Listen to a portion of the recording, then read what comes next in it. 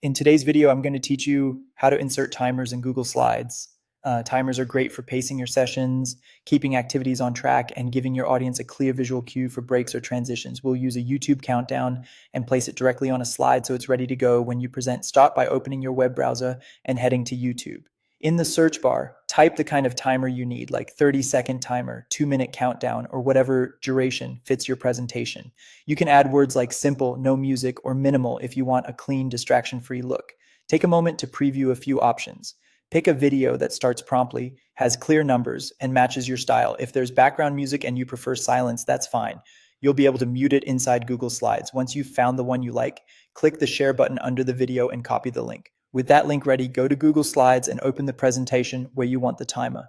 Navigate to the slide where the countdown should appear. Now insert the video. Click Insert in the top menu, then choose Video. In the window that opens, paste your YouTube link into the search field. When the video appears, select it and click Insert. If it doesn't show up right away, try the By URL option in that same dialog. You'll see the video box on your slide. Click and drag the corners to resize it while keeping the proportions correct and move it to a spot that doesn't block important content. Many presenters center the timer or place it in a corner with enough contrast so it's easy to read. Use alignment guides to keep everything neat. To make the countdown play automatically, right-click the video and select Format Options. Open Video Playback and check Autoplay when presenting.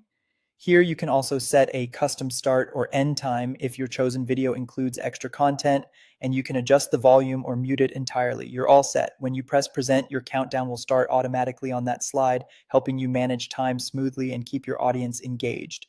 Be sure to test it in present mode before your session and confirm your internet connection is reliable since the video streams from YouTube.